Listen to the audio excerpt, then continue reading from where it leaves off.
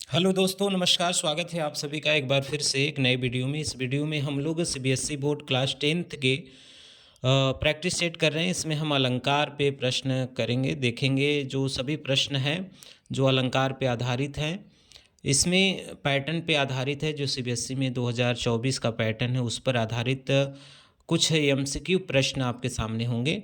इस प्रश्नों में यह विशेषता है कि कुछ नए प्रश्न हैं और इससे अतिरिक्त आपके बोर्ड परीक्षा में कुछ भी अन्य प्रश्न नहीं देखे जा सकते। यानी प्रश्नों के अभ्यास आप कर लेंगे तो आपको बहुत अधिक लाभ होगा। तो चलिए शुरू करते हैं। शुरू करने से पहले गुजारिश है, चैनल में नए हैं तो लाइक सब्सक्राइब शेयर ज़रूर कीजिएगा। इसमें अलंकार पे आधारित प्रश्न है। आपको यह ध्यान रखना है कि सीबीएसई बोर्ड में क्लास 10th में जो हिंदी कोर्स ए है उसमें जो अलंकार पढ़ने हैं वह 4 हैं। जो 4 अलंकार पढ़ने हैं उसको आप ध्यान रखिएगा। श्लेष अलंकार पढ़ना है, उत्प्रेक्षा अलंकार पढ़ना है, अतिशयोक्ति अलंकार पढ़ना है और मानवीकरण अलंकार पढ़ना है। इन्हीं 4 अलंकारों पे आधारित यहाँ पे प्रश्न है जिसको आपको देखना है और आपके अभ्यास होंगे इस प्रश्नों के माध्यम से। तो चलिए शुरू करते हैं। पहला ही प्रश्न दिया है कि अलंकार से तात्पर्य क्या है। अलंकार से तात्पर्य क्या है, इसमें 4 ऑप्शन आपको दिखेंगे और इसी एमसीक्यू टाइप के प्रश्न ही आपके परीक्षा में आएंगे। तो पहला दिया है अलंकृत रचना, दूसरा दिया है भाव को प्रभावी अभिव्यक्त, काव्य को आकर्षक बनाना और ये सभी। देखिए जो अलंकार है उसका काम है अलंकृत रचना है, अलंकार से होता है, भाव को भी प्रभावी बनाता है और काव्य को आकर्षक बनाता है। ये सभी, तो यह जो चौथा ऑप्शन है ये सभी, यह सही हो जाएगा। ठीक है, तो ध्यान रखिएगा इस बात का। दूसरा जो प्रश्न है कि कहती हुई यो उत्तरा के नेत्र जल से भर जाए, हिम के कड़ों से पुड़ मानो हो गए पंकज नए। यहाँ पे यह जो पंक्तियाँ दी गई हैं इन पंक्तियों में देखिएगा कि आप यह पढ़े होंगे उत्प्रेक्षा अलंकार में कि जहाँ उपमेय में उपमान की संभावना व्यक्त की जाती है वहाँ उत्प्रेक्षा अलंकार होता है और इसके कुछ शब्द होते हैं पहचान के, जैसे जनु जानो, मनु मानो, जनहु मनहु, ज्यों त्यों। तो यहाँ पे मानो शब्द आ गए। इन मानो शब्द से भी आप पहचान कर लेंगे कि यहाँ पे कौन सा अलंकार है, उत्प्रेक्षा अलंकार। तो यहाँ पे ऑप्शन नंबर जो दूसरा है वह सही हो जाएगा। ठीक है, वैसे इसमें उत्प्रेक्षा अलंकार में ध्यान रखिएगा ऐसे शब्द आपको दिखाई पड़ेंगे। चलिए आगे बढ़ते हैं। अगला जो प्रश्न दिया गया वह है कि फूले कास सकल महि छाई, जनु बरसा ऋतु प्रकट बूढ़ाई। तो फूले कास सकल महि छाई, जनु बरसा ऋतु प्रकट बूढ़ाई, इसमें भी आप देखिए जनु शब्द आया हुआ है। तो जनु शब्द से भी यहाँ पर भी यह उत्प्रेक्षा अलंकार हो जाएगा, तो इससे भी आप पहचान कर लेंगे। तो इन बात का ध्यान रखिएगा। तो यहाँ पे भी उत्प्रेक्षा अलंकार हो जाएगा। ठीक है, चलिए आगे बढ़ते हैं। अगला जो प्रश्न दिया गया है वह है कि उषा सुनहले तीर बरसाती, जय लक्ष्मी से उदित हुई। उषा सुनहले तीर बरसाती, ठीक है, यहाँ तीन नहीं तीर होना चाहिए। यहाँ उषा सुनहले तीर बरसाती, जय लक्ष्मी से उदित हुई। तो यहाँ पे देखिए, यहाँ आप देखते हैं कि उषा जो है प्रातःकालीन जो वर्णन किया गया वह सुनहले तीर को बरसाती हुई नायिका के रूप में चित्रण किया गया। तो जहाँ प्रकृति का मानव के रूप में चित्रण हो तो वहाँ मानवीकरण अलंकार हो जाता है। तो यहाँ पे मानवीकरण हो जाएगा। ऑप्शन नंबर जो तीसरा है वह सही हो जाएगा। चलिए अगला प्रश्न देखते हैं। अगला जो प्रश्न दिया गया वह है कि मधुबन की छाती देखो, सूखी कितनी इसकी कलियाँ। तो यहाँ पे देखिए 2 अलंकार का है, या तो यहाँ पे मानवीकरण भी हो सकता है लेकिन ज़्यादा यहाँ पे जो सही है वह है श्लेष। यहाँ पे देखिए कलियाँ शब्द है जो, इसमें 2 अर्थ हैं। जहाँ पर एक शब्द एक बार प्रयुक्त है, अर्थ भिन्न भिन्न हो, अलग अलग हो, तो एक ही शब्द के अर्थ हो तो वहाँ श्लेष होता है। तो यहाँ कलियाँ शब्द में 2 अर्थ है। कलियाँ का अर्थ होता है फूल से खिलने वाली कली और दूसरा यौवन की पहले की अवस्था। तो एक शब्द के 2 अर्थ निकल रहे हैं इस कलियाँ शब्द में। इस कारण से यहाँ पे सही उत्तर श्लेष होगा। अगर श्लेष नहीं दिया हो तब आप मानवीकरण मान सकते हैं, लेकिन अगर श्लेष है तो आपको श्लेष मानना होगा। या ऑप्शन नंबर जो पहला यहाँ पे दिया गया है वह सही हो जाएगा। चलिए आगे बढ़ते हैं, अगले प्रश्न को देखते हैं। अगला जो प्रश्न दिया गया है वह है कि यहाँ पे दिया गया कि नित्य ही नहाता क्षीर सिंधु के कलाधर हैं, सुंदर तवानन की समता की इच्छा से। ठीक है, तो इसको आपको ध्यान रखना है। यह जो पंक्ति दी गई है इसको आप देखिएगा ध्यान से। यहाँ पे दिया गया है जो शब्द हैं कलाधर। कलाधर जो चंद्रमा का पर्यायवाची होता है। कलाधर में यह बात दिया गया है कि यहाँ पे जो कलाधर है वह क्षीर निधि के नहाने के कारण उसकी उत्पत्ति हेतु क्षीर निधि नहीं बताया गया, बल्कि स्नान करने में इसका अभिप्राय यानी फल की संभावना व्यक्ति गई है। ठीक है, तो यहाँ पे संभावना व्यक्ति गई। इस पंक्ति को ध्यान से देखिएगा, जनु जानो मनु मानो ऐसे सब नहीं दिखाई दे रहे, लेकिन फिर भी यहाँ पे उत्प्रेक्षा अलंकार है। नित्य ही नहाता क्षीर सिंधु के कलाधर, यानी यह जो कलाधर यानी चंद्रमा है वह क्षीर निधि में नहाने के कारण उसकी उत्पत्ति नहीं है, बल्कि स्नान करने की अभिप्राय का फल की संभावना व्यक्त की गई है। ठीक है, तो इसलिए ध्यान रखिएगा, यहाँ उत्प्रेक्षा अलंकार हो जाएगा। जो चाहो चटक न घटे मैलो हो नित्य राज राजस न छुआयो नेह चिकने चित्त। यह भी बड़ा प्रसिद्ध उदाहरण है, यह श्लेष अलंकार का उदाहरण है। यहाँ पे रज जो शब्द आपको दिख रहा है, ठीक है, रज शब्द है, वहाँ उसके दो अर्थ हैं। ठीक है, यहाँ ध्यान रखिएगा, यहाँ पे रजराज न छुआयो, यहाँ पे जो है रजराज, यह रज जो शब्द हुआ है इसके दो अर्थ है। पहला जो है अर्थ निकलता है उसका प्रेम, और दूसरा तेल के अर्थ में है। इस कारण से यहाँ पे क्या हो जाएगा, श्लेष अलंकार हो जाएगा। चलिए अगले प्रश्न को देखते हैं। अगला प्रश्न है, बीती विभावरी जागरी अंबर पनघट में डुबो रही तारा घट उषा नागरी। तो यहाँ पे आप जानते हैं कि उषा रूपी जो स्त्री है तो वह तारे रूपी घड़े को लेकर के अंबर रूपी पनघट में डुबो रही है। तो यहाँ पर भी आप मानवीकरण अलंकार का एक अच्छा उदाहरण है, तो ऑप्शन नंबर जो यहाँ पे तीसरा है वह सही हो जाएगा। अगला दिया है, यह हरा ठिगना चना बाठे मुरेठा शीश पर छोटे गुलाबी फूल का सजकर खड़ा है।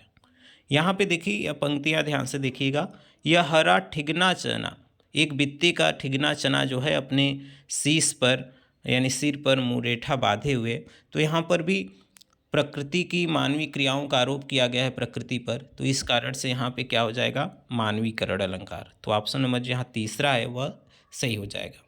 चलिए आगे बढ़ते हैं। अगला जो प्रश्न दिया गया है यह है कि हनुमान की पूँछ में लगन न पाई आग, सगरी लंका जर गई गए निशाचर भाग। यह भी आप देखते हैं कि हनुमान की पूँछ में आग लगने से पहले ही सारी लंका का जलना, राक्षसों का भागना, यह बढ़ा चढ़ा के वर्णन किया गया है। इस कारण से यहाँ पे अतिशयोक्ति अलंकार होगा। तो ऑप्शन नंबर जो यहाँ पे चौथा है वह सही हो जाएगा। आगे बढ़ते हैं, अगले प्रश्न को देखते हैं। अगला जो प्रश्न दिया गया है वह है कि यहाँ ध्यान से देखिएगा, लट लटकनी मनुमत मधु गमन मादक मदही पिए। यह सब जो पंक्ति दी गई है, इस पंक्ति में आप देखिएगा मनु शब्द आया हुआ है, तो जनु जानो मनु मानो यह शब्द भी अगर आ जाए तो आपको यह ध्यान रखना है कि यह कौन सा उदाहरण होता है, किस अलंकार का, यह होता है उत्प्रेक्षा अलंकार का। तो यहाँ पे भी उत्प्रेक्षा की संभावना है, तो इस कारण से यहाँ पे उत्प्रेक्षा अलंकार। विलंबरा रजनी वधु अभिसारिका सी जा रही, यह पंक्ति देखिएगा, इसमें प्रयुक्त अलंकार बताना है। तो यहाँ पे देखिए जो शब्द दिया है विलंबरा, यह शब्द जो दिया गया है इसके दो अर्थ है। एक रजनी यानी रात्रि के पक्ष में विमलांबरा शब्द का अर्थ है विमल मतलब स्वच्छ, ठीक है, और एक आकाश के अर्थ में जो है वह विमलांबरा शब्द का अर्थ है स्वच्छ वस्त्रों वाली। तो एक शब्द के दो अर्थ निकलने के कारण यहाँ पे क्या हो जाएगा, श्लेष अलंकार है, ध्यान रखिएगा। ठीक है, दलन के दसनन ते कमट करारे फूटे, केस के पात बिहराने फन शेष के। अब देखिए यह बहुत अच्छी पंक्ति है। शिवाजी की सेना के चलने के कारण जो कच्छा अवतार की पीठ है वह भी फट जा रही है, और शेषनाग जिस पर पृथ्वी है उसके जो फन है वह केलों के पत्ते के समान फट जाता है। तो बहुत बढ़ा चढ़ा के वर्णन किया गया है, इस कारण से यहाँ पर क्या है, अतिशयोक्ति अलंकार है। ध्यान रखिएगा इस बातों का। चलिए आगे बढ़ते हैं। अगला जो प्रश्न दिया गया है वह है कि सागर के उर पर नाच करती लहरे मधुर गान, इस काव्य पंक्ति में प्रयुक्त अलंकार है। सागर की लहरें नाच गान कर रही हैं, तो यह पता ही है, ये मनुष्यों का काम है, तो इस कारण से यहाँ पे क्या हो जाएगा, मानवीकरण अलंकार। तो ऑप्शन नंबर तीसरा सही हो जाएगा। चमचमात चंचल नयन बिच घूंघट पटछीन, मानहु सुर सरिता बिमल जल उछरत जुगमीन। तो यहाँ पे मानहु शब्द आ गया, मानहु शब्द से यहाँ पर घूंघट में सुसारिता के निर्मल जल की ओर चंचल नयनों में उछलती हुई दो मछलियों की संभावना की गई है। इस कारण से यहाँ क्या हो जाएगा, उत्प्रेक्षा अलंकार। तो ऑप्शन नंबर जो दूसरा है वह क्या होगा, सही हो जाएगा। चलिए आगे बढ़ते हैं, अगले प्रश्न को देखते हैं। अगला जो प्रश्न दिया है, यह थोड़ा से प्रश्नों को देखिएगा ध्यान से। प्रश्न जो दिए गए हैं वह अच्छे लेवल के प्रश्न यहाँ पे हैं। यहाँ पे दिया गया अगला जो प्रश्न है वह दिया गया है कि पाई अपूर्व थीरता मृदु वायु न भी मानो अचंचल विमोहित हो बनी थी।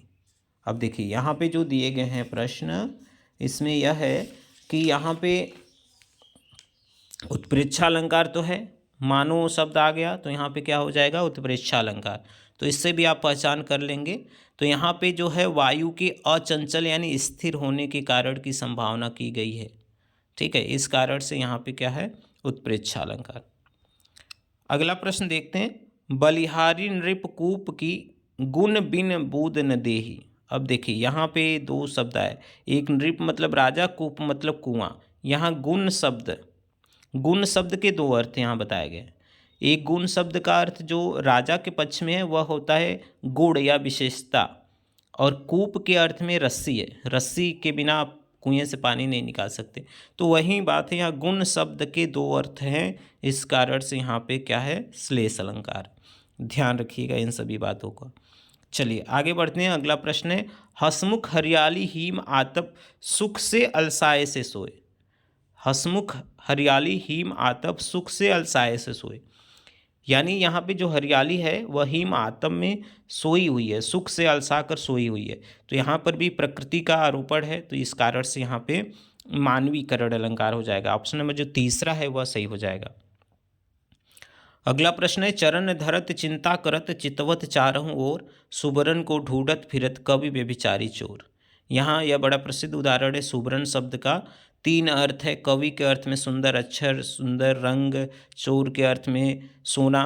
तो एक शब्द के अनेक अर्थ निकल रहे हैं, इस कारण से यहाँ पे क्या हो जाएगा, श्लेष अलंकार। ठीक है, चलिए आगे बढ़ते हैं। अगला प्रश्न दिया गया है कि अचल हिमगिरी के हृदय में आज चाहे कंप होले, या प्रलय के आंसुओं में मौन अलसित व्योम रोले।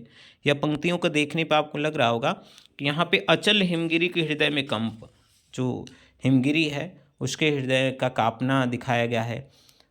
ठीक है, और आंसुओं का निकलना दिखाया गया है। तो यह मानवीय क्रिया है, तो आप समझ सकते हैं कि यहाँ पे कौन सा अलंकार है, मानवीकरण अलंकार। ठीक है, इस बात का ध्यान रखिएगा। चलिए आगे बढ़ते हैं, अगले कुछ और प्रश्न अलंकार से संबंधित है। इन सभी प्रश्नों को आप बहुत ध्यान से समझिएगा। इसके अतिरिक्त कोई भी प्रश्न आपको बोर्ड परीक्षा में नहीं दिखेगा। ठीक है, ऐसे बहुत सारे प्रश्न और अभी आपके सामने आएंगे, तो इन बातों को ध्यान रखिएगा। आगे बढ़ते हैं, अगले प्रश्न को देखते हैं। अगला जो प्रश्न दिया गया है वह है कि डार द्रुम पलना बिछौना नौ पल्लव के सुमन झिंगोला सोहे तन छवि भारी दे। यह पंक्ति ध्यान से देखिएगा। यह पंक्ति देखिए, इसमें क्या किया गया है कि यहाँ पे डार द्रुम पलना बिछौना, डार द्रुम वृक्षों की जो डाली है वह बिछौना की तरह है। तो यहाँ पर भी क्या किया गया है, मानवीकरण है। तो इस कारण से यहाँ पे मानवीकरण है। दादुर धुनि चहु दिशा सुहाई वेद पढ़े जनु बटु समुदाय। जनु शब्द आ गया, इस कारण से यहाँ पे क्या हो जाएगा, उत्प्रेक्षा हो जाएगा। यहाँ मेढकों की आवाज़ जो है वह ब्रह्मचारी समुदाय द्वारा वेद पढ़ने की संभावना व्यक्त की गई। तो इस कारण से यहाँ पे उत्प्रेक्षा अलंकार हो जाएगा। चलिए आगे बढ़ते हैं। जान पड़ता है नेत्र देख बड़े बड़े हीरों में गोल नीलम है जड़े। अब देखिए इस पंक्ति को ध्यान दीजिएगा। यहाँ पे देखिए, जान पड़ता है नेत्र देख बड़े बड़े हीरों में गोल नीलम है जड़े। यहाँ पे बड़े बड़े नेत्र जो उपमेय है और नीलम उपमान में होने की कल्पना या संभावना व्यक्त की गई है, इस कारण से यहाँ उत्प्रेक्षा अलंकार है। इसको ध्यान से समझिएगा, यह उत्प्रेक्षा अलंकार है। ऑप्शन नंबर जो दूसरा है वह सही हो जाएगा। अगला दिया है कि पी तुम्हारी मुख बास तरंग आज बौरे भौरे सहकार। इन पंक्तियों में अलंकार बताना है, तो इसको ध्यान से देखिएगा। यहाँ जो बौरे शब्द है इसके दो अर्थ हैं। बौरे शब्द का अर्थ भौरों के लिए जो मस्त होना प्रतीक है, और आम का जो बौर होता है, आम के लिए मंजरी जो निकलती है वह बौर है। तो इस कारण से यहाँ पे एक शब्द के दो अर्थ है, तो इस कारण से यहाँ क्या हो जाएगा, श्लेष हो जाएगा। अगला दिया गया है कि बाधा था विधु को किसने इन काली जंजीरों में, मणि वाले मणियों का मुख क्यों भरा हुआ है हीरों में। इस पंक्ति को देखिएगा, इन पंक्ति में है कि चांद का मुख काली जंजीरों की बालों से मणि वाले फड़ियों की मोती भरी मांग का अतिशयोक्तिपूर्ण वर्णन किया गया। इस कारण यहाँ पे क्या है, अतिशयोक्ति अलंकार है। तो यह ऑप्शन नंबर जो चौथा है वह सही हो जाएगा।